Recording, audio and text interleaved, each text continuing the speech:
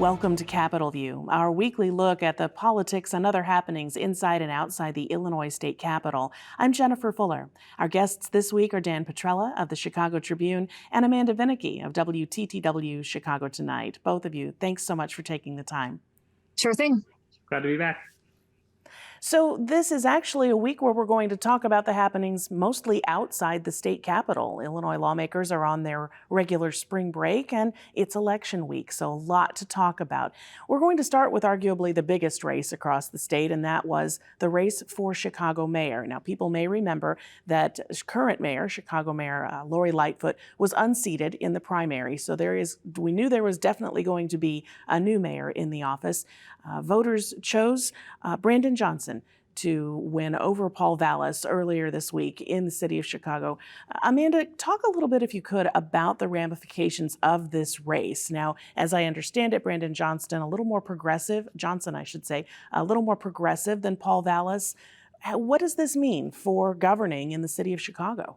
A lot more progressive than Paul Vallas. Vallas is a name that, for those who follow state politics, might be more recognizable, given that he has had long involvement in Illinois government and ran as a lieutenant governor candidate with former Governor Pat Quinn.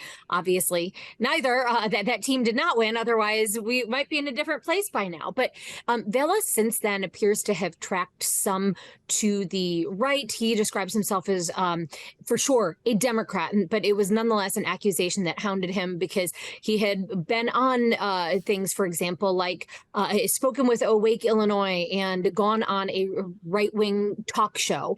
And so that was something that I think did bring him down. You see in this election the results showing that at least half of Chicago, or 51% of those who voted, want the city to turn far more progressive. And that is what Brandon Johnson did. Although, interestingly, he did back away from some of those positions, at least watered them down from what he had previously said in his role as Cook County Commissioner to his role as candidate for mayor. And so that's something that we're going to be watching. Things like he had said as a commissioner in the wake of George Floyd's murder, and when the defund the police movement got a lot of traction, that it wasn't just a slogan, that was a political goal. He then at a candidates forum said something that was literally laughable to the audience, and that was, I said it was a political goal. I didn't say it was mine.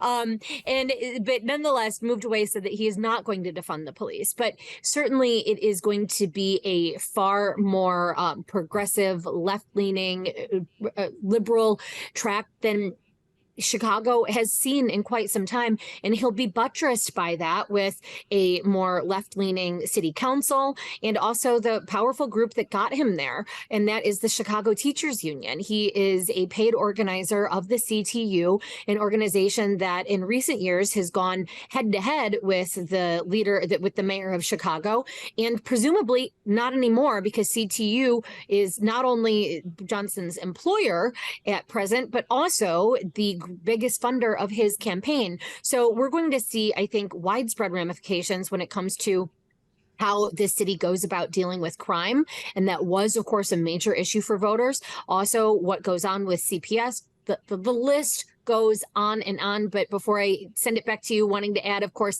that this was a very contentious race. While Johnson did win, we didn't have to, bite our fingernails and stay up all night to get those results. He did win. What he did not win was super decisively. I mean, 51% to 49 point something, with a turnout around 33%. So what you have is a divided city, something that both Johnson and Vallas recognized in their remarks, and said that, they want to make, Vallas said he wants to help Johnson. Johnson said that he recognizes this sort of division and he wants to be a mayor for all of Chicago. Nonetheless, it is already apparently clear that many of his policies are ones that about half of at least the voter base very much disagree with. Dan, so for the rest of the state, as they look at this, there are a lot of people saying, well, why should I care? Others saying, what should I be paying attention to? What does the city of Chicago, and particularly its mayoral race, say about the rest of the state in terms of its politics? Sure. Well, I think one thing to think about is just that Chicago is the economic engine of the state. So much of what happens in the state depends on the success of the city of Chicago, even in agricultural areas, that all has ties to commodities exchanges, things like that in Chicago. So the health of the city is very important to the rest of the state. You also can imagine that Mayor Johnson, once he's sworn in, will be coming down to Springfield and looking to advance things for the city of Chicago. And I think in the dynamic we're in now, it will be interesting to see how the supermajority Democrats in the legislature respond to some of those requests, especially because the Democrats have built up their supermajorities in the House and the Senate by stretching further and further out into the suburbs. So you don't have just Chicago Democrats representing the Democratic caucuses in the legislature anymore. So that'll be one interesting dynamic to watch. I think it also just speaks to maybe a new trend in the Democratic Party to more of a sort of pre-Reagan era New Deal, Great Society kind of thinking about what it means to be a Democrat. Democrats in the 80s and 90s kind of tracked toward the center, and the center is maybe moving a little bit to the right in the wake of Reagan and all that. So I think you see Democrats, especially younger voters who turned out, it looked like, a little bit more in the runoff than they did back in February in the initial round of voting. Voting for a more robust social safety net, more social service programs, things like that. So it'll be interesting to see if those trends carry into elections next year. It'll be interesting to see how Mayor Johnson works with Governor Pritzker, because the relationship between Mayor Lightfoot and Governor Pritzker ran very hot and cold throughout their 4 years in office that overlapped. So those are things that I'm going to be watching going forward.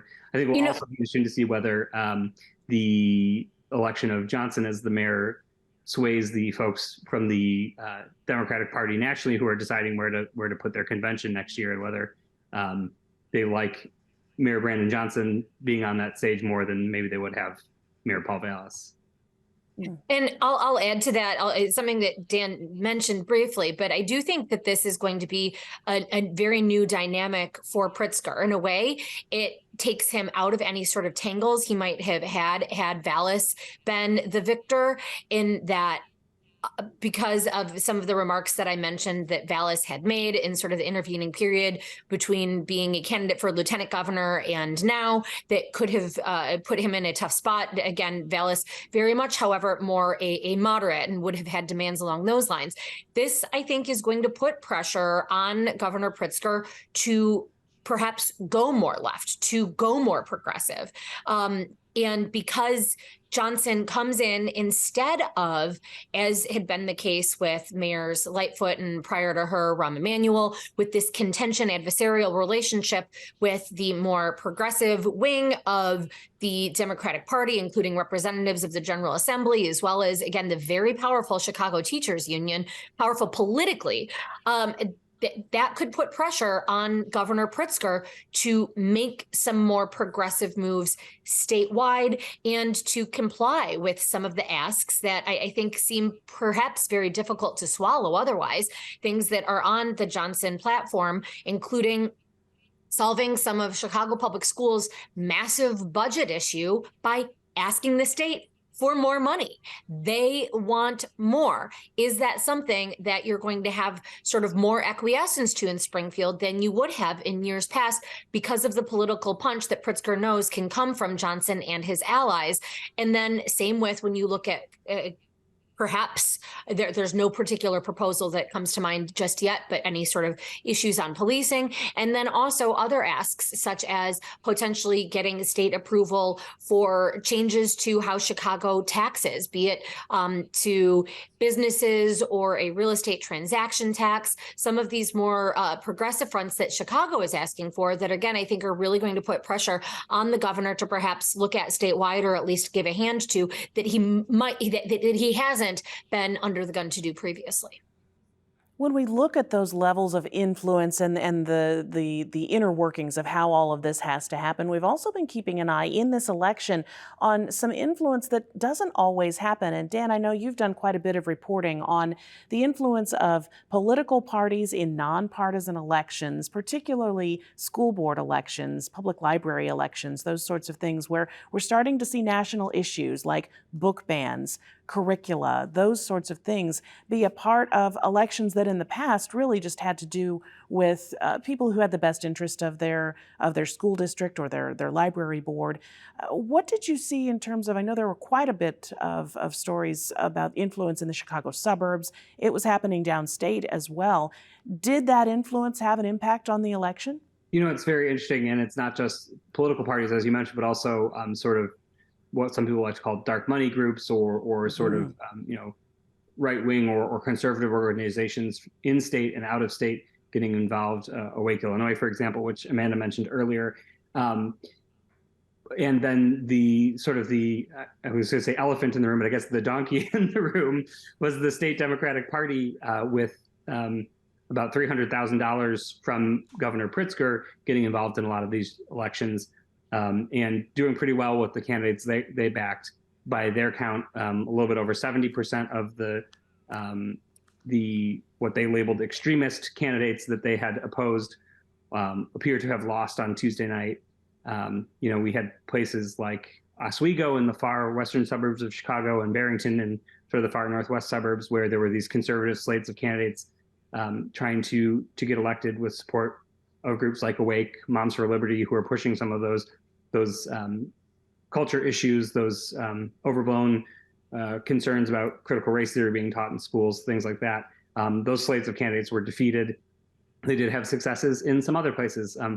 Huntley, for example, is another northwest suburb of Chicago where a slate of 4 more conservative candidates did win, which will now make up a majority on the school board. So I think one of the things to watch is, whether this is the new normal in these local elections, which had really been low money affairs. I mean, the vast majority of people who run for school board never hit the $5,000 threshold where they have to register with the State Board of Elections to report their campaign fundraising and spending. So I think this is just, the Democrats and the teachers unions are happy that they performed pretty well on Tuesday night. But I think there's a lot of, people wondering whether these races are going to get more expensive and more political going forward. That's a question that a lot of people are perhaps taking a look at. When you look geographically at the state of Illinois, the vast majority of the ground covered is still leaning conservative, quite a bit conservative in some areas, whereas where you see larger centers of population, it appears to be moving even further to the liberal or progressive side of things. Amanda, what does this mean for 2024? You see in lots of elections this year, a progressive lean. We see mayors being unseated, like Springfield's mayor was unseated in his reelection bid this term. Carbondale, for example, elected its first Black woman mayor, as well as a city council member who we believe may be the first openly transgender woman to serve on a city council anywhere in Illinois. So if those progressive moves are happening, what does that mean, Amanda, for 2024?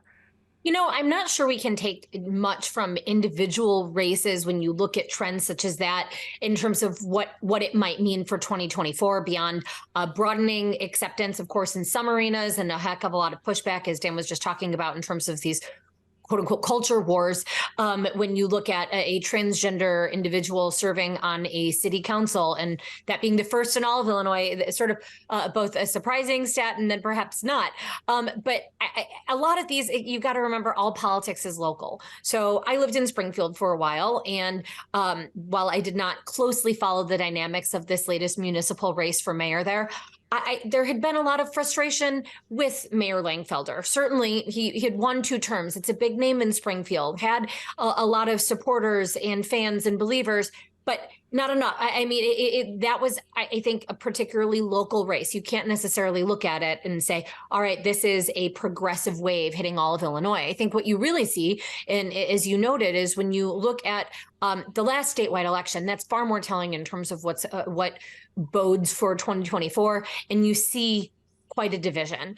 And the fact that that's popping up in school board races, all of this, that you are going to continue to have a divided Illinois where the Republican Party, those who make it out of primaries tend to be far more conservative and right-leaning, and those who make it out of Democratic primaries, at least in pockets of Illinois, the more populous centers, tend to be more progressive, though certainly that is not always the case. We saw some moderating factors, perhaps you could describe them as such, in the suburbs where in some of the larger suburbs, looking at Naperville and Joliet, where Democrats have come to dominate what had been really GOP strongholds, GOP gaining back with the mayors in each of those, again, very large suburbs being more Republican leaning. Moderate, so a very different sort of Republican than, say, a Darren Bailey.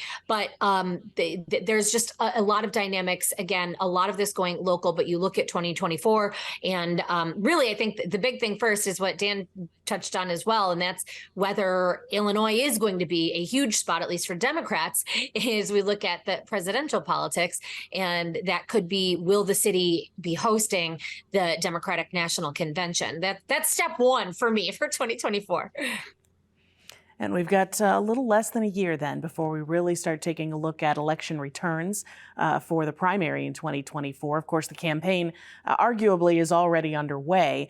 You can't talk about influence without also mentioning the fact that we're keeping an eye on that corruption trial in the city of Chicago. It's a federal case, the ComEd 4 as it's being called. Dan, anything stand out to you in this week's testimony in terms of new revelations or arguments on either side that might sway the jury one way or another?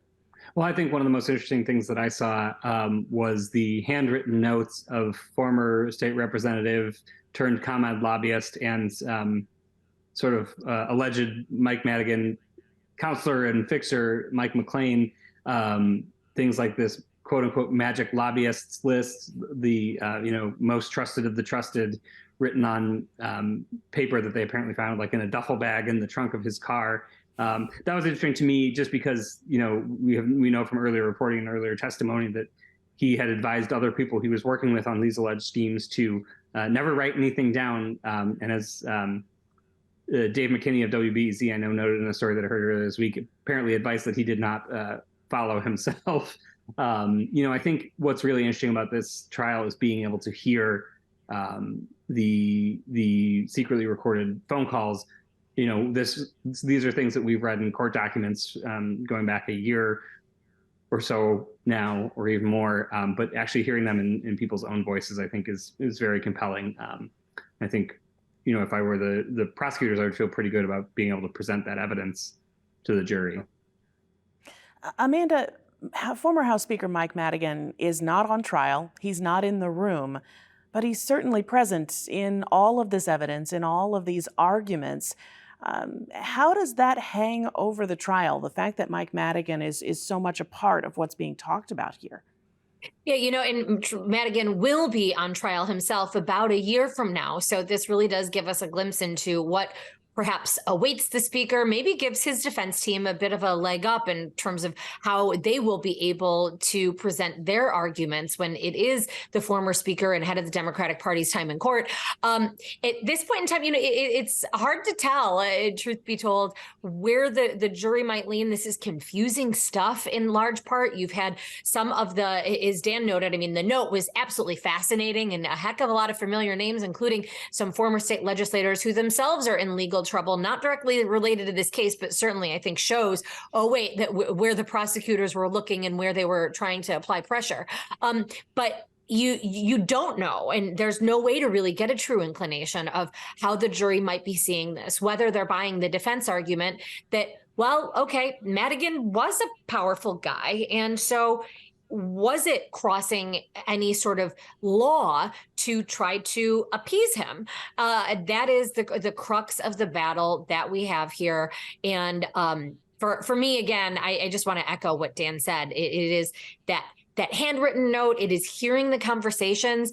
Sometimes it is hearing the conversations between Madigan and McLean, which for people that are as tight as they apparently were, still seem very stilted. It is not a buddy-buddy sort of friendship. There's clearly somebody who is in charge and somebody who is taking those orders. And you hear that in the calls, which just gives you, I think, insight into the sort of leader that Madigan was and how he kept that hold on power for so many decades until all this hit. We're going to take a little bit of a leap here, and I'm not saying that either of these cases is tied in any way together, but we saw the unsealed indictment this week, 34 felony counts against former President Donald Trump. And now there's this argument on one side, people saying that no one is above the law, on another side saying this is a political witch hunt. In Illinois, unfortunately, we are far too familiar with current and former legislative and political leaders being on trial, whether it's in the federal court system or in the state court system here. What have we learned through these trials and through the trials that continue to go on that may help inform us on how things might go for former President Trump? And Dan, I'll start with you. And again, I understand this is taking a bit of a leap here.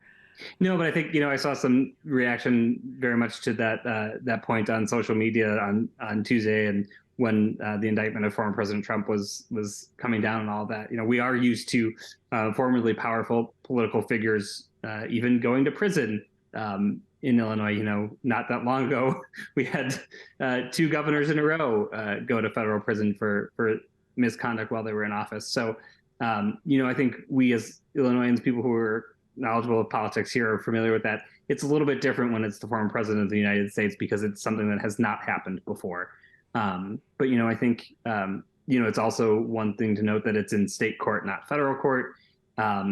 So that'll be interesting to see how that plays out. Usually, one of the criticisms of the particularly the Attorney General's office here in Illinois over the years has been that the state courts don't do enough to root out political corruption, and it takes the feds coming in to bring a case to hold people accountable. I think it'll also be an interesting precursor to potential future indictments in the federal court system against the former president. I think that prosecutors here in Illinois have shown that they have been able to prove some of these cases. Obviously, the allegations are very different, but it'll be interesting to see how the DA's office in Manhattan handles the case.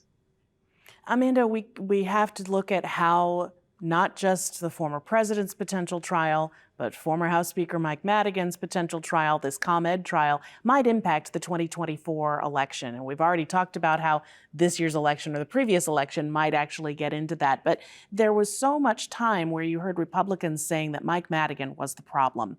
Now you're hearing Democrats saying that President Trump was the problem, perhaps is the problem in some political circles. So how do these trials inform what voters are going to hear and see about the future political candidates that'll be on the ballot? I think Trump is a case all his own. What is different when you look and try and maybe draw any sort of parallels from these two going on at the same time is that there really hasn't been an impact to the Democratic Party, even though, again, you have a former head of the party, let alone the longest serving speaker in the United States, who was the state's most prominent Democrat. And this list of those who curried favor with him being top Democrats, even those who have been named in that still have very healthy lobbying lists of clients. They're still prominent figures at the State House that are hired to pass legislation. You saw Democrats bolster their ranks even as all of this was going on, and really no major legislation when it comes to tackling corruption. So I think that is quite different than you see on the federal level in terms of what Republicans and Democrats too, what everybody is looking at in regards to what happens to Trump and what does that mean to the GOP? What does that mean to the presidential race? Certainly all that happened with Madigan didn't drag down Speaker Welch, President Harmon, Governor Pritzker. It was brought up, but it did not change the tide of the race. As clearly we are all watching and waiting to see what both is going on in New York, as well as any other potential legal pitfalls that could be awaiting former President Trump, and what that could mean for the presidential primary and the GOP at large, as you have prominent Republicans figuring out what way to go, how to take a stand, and who to back. Certainly. Just a couple of minutes remaining. I want to bring things back under the dome, so to speak, and think about what could be awaiting lawmakers as they return to Springfield after their spring break. Dan, both chambers have reached their deadline to get bills out of the chamber, so now they'll be considering bills from the opposite side of the rail. So what are the big issues that you think we need to be watching for over the next several weeks? You know, it's really interesting. It's been a very busy but quiet kind of legislative session this year. You know, thinking back 4 years ago when Governor Pritzker was first in office, it was a really blockbuster kind of session where they got all these major pieces of legislation done. There's really nothing that quite rises to that level. You know, the budget is somewhat easier than it's been for many, many years. You know, there are still issues there, trying to get the governor's child care and preschool proposal across the line, better funding for higher education. Another example. One thing that we are going to be watching for is whether the Chicago Bears are able to get any support out of the state for their potential move to Arlington Heights. But it's been a you know, sort of a less marquee sort of legislative session so far. And we'll certainly keep an eye on it here on Capitol View. I want to thank Dan Petrella and Amanda Vinicky for joining us this week. I'm Jennifer Fuller. You can always find Capitol View online at WSIU.org and at our YouTube channel. Thanks for joining us, and we'll catch you next time.